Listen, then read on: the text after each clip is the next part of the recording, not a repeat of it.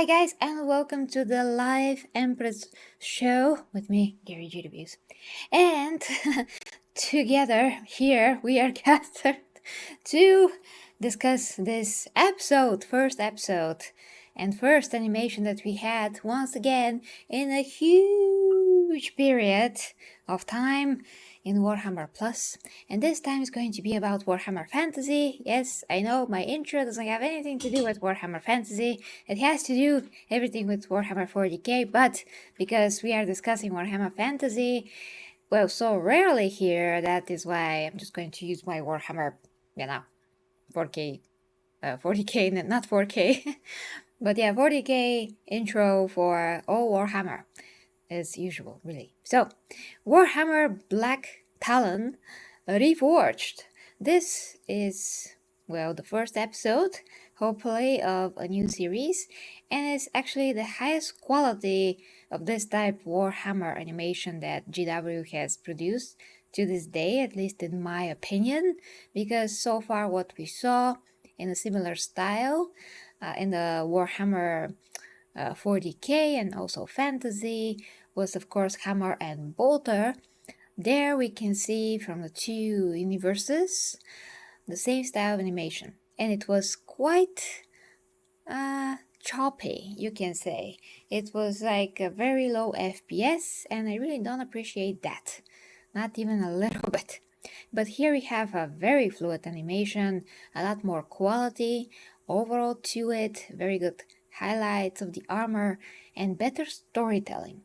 So, although Warhammer Fantasy is not exactly, my forte, just because I don't have the time to spend as much as I have dedicated on 40k, but you have to give credit where credit is due, and I do like fantasy. I do like some of the elements from Age of Sigmar too. Now I know that original fans don't really like Age of Sigmar because just replaced everything and all of that. But what they did here, I think it has some really cool ideas. So overall, guys, this is a good story. It's compelling. I felt everything. The world is rich. The universe is very different from what I'm used to with all other fantasy universes. And something familiar, of course, from 40k was the appearance of Nurgle forces here and how they can affect people. So that was very well done. I think that the whole animation was very well done, and I would watch it again. This is one of the rarest occasions, no matter if it's 40k or fantasy, that GW has ever produced, that I can certainly say that, oh my gosh, I can watch this again, and I actually want to, and I started from the beginning because I want to capture something that happened at the end, and I was wondering what was that reference to. That kind of, was something that I missed, and I'm still not exactly sure. It was about the weapon, don't want to spoil it, but I guess there's really a continuation here and there's something to look forward to. So it impressed me a lot in terms of the characters, how they developed them, although in this, short period of time, you do get a great idea of who these characters are. They're essentially Sigmar's hunters, great warriors that although they die in battle, they actually return. They go through this process of their body being taken by a huge lightning, then going into space and seeing this amazing Sigmar-like cloud or nebula, and then going back to Earth. And each time that they do that, they lose some part of themselves. And some of them live through this in a different way. I mean, each and every one of them has to go through that in their own individual ways. And our main hero, which is this girl right here, she's the Blacktalon, so to speak.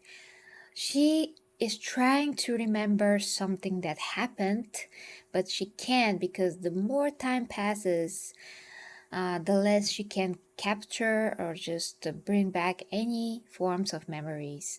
So she is trying to ask someone that can help her with that so she can discover a particular thing that happened. And to her, that's very important. She knows that it is important, so she wants to go back to that moment and understand what it was so she can act.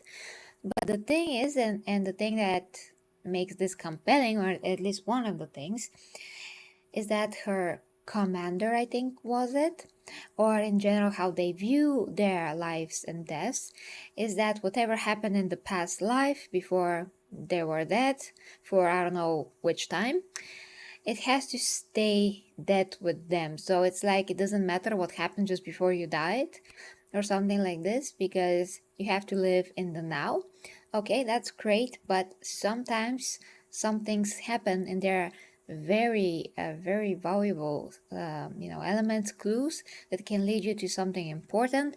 And in this case, that is what happened. So it was fascinating. That is the word. Fascinating to see how things actually transpired. And I can't believe myself, but there's just a lot of fascination going on in this episode, and it has a ton of potential to be anything really. I can imagine this in live action. I can imagine this continuing the way that it is. It's just great, guys. So I would totally give this first episode of Blacktalon a 9 out of 10, something that I rarely give to absolutely anything that GW officially has produced, just because, in their animation department, they're trying to put things out maybe rather too quickly and cut some corners here and there. And although some of the episodes were really good from Hammer and Bolter and compelling, and unique, very unique in their own ways. Here we get everything. We get the quality of animation and we get the compelling story with, I think, good enough characters so they can be going forward in more stories and just more lore from this universe. Some of the visuals are also very good. And yeah, guys, I mean, Warhammer in general, not only fantasy or 40k, Warhammer, the Warhammer world is just very unique, and I cannot mistake it for any other universe, not Lord of the Rings, not, well, you can mention a lot, really, fantasy. Let's say World of Warcraft, for example, because maybe some people will say that it kind of looks like that, or Dungeons and Dragons. But no, this is really its own thing. I just love those warriors in golden armor that are really badass. They're empowered by Sigmar, and it's super cool to see their god actually being active, actually giving them strength, actually for them being inspired by him. And he's really helping, he's really active in this world. And then, before that, in Hammer and Bolter, we had another episode that explored a bit of Warhammer fantasy, and we got to see more of such warriors. I'm not sure if they were the same types of warriors, but those are very interesting because they can fight for Sigmar, they can die, he brings them back, they do the same. It's kind of like Astartes in a way in the fantasy world, but they are brought back each time, and they don't really have some other upgrades. Except that they're powered by Sigmar, at least through their weapons. And then they're, once again, Sigmar is investing in them and bringing them back so they can fight again for him, and that way he's not losing anyone. I couldn't find information that is outside of this episode about these warriors. Just couldn't. So yeah. Also didn't have a lot of time, but yeah, they're interesting, guys. So definitely 9 out of 10. Very good episode. If you can watch it, somehow do watch it.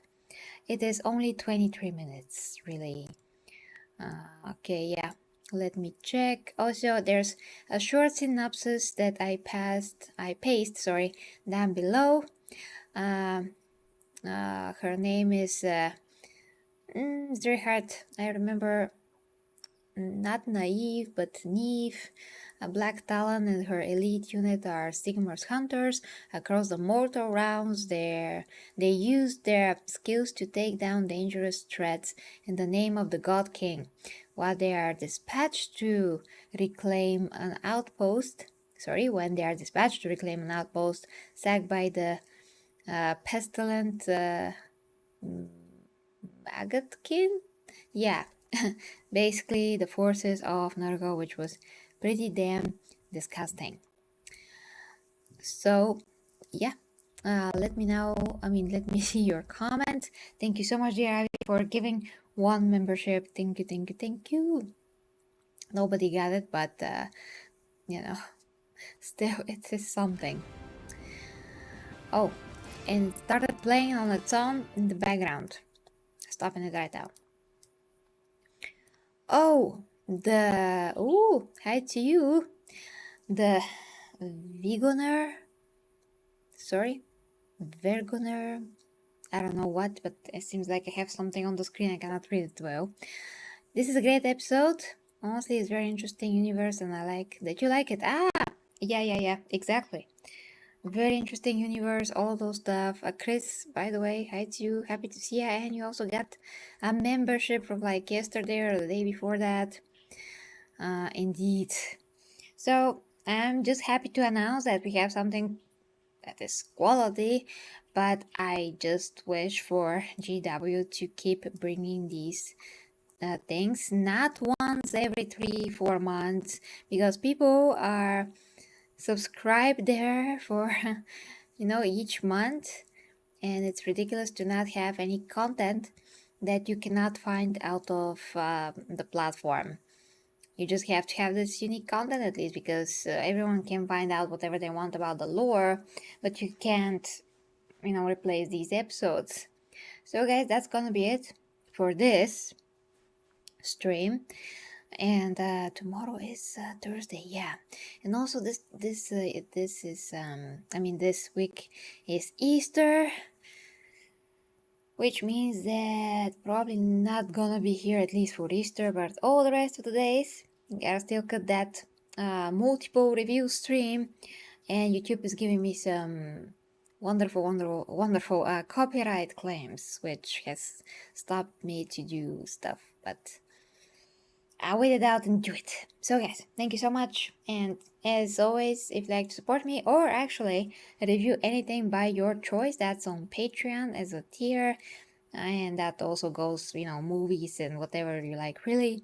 And of course, OnlyFans, where I do all of my meaningful sex educational content, relationship advice, fitness, health, nutrition, my own physique updates, everything that you can need in terms of coaching, I'm there. So guys, love ya, and until next time with me, KDG reviews, or the Empress Show. Bye bye.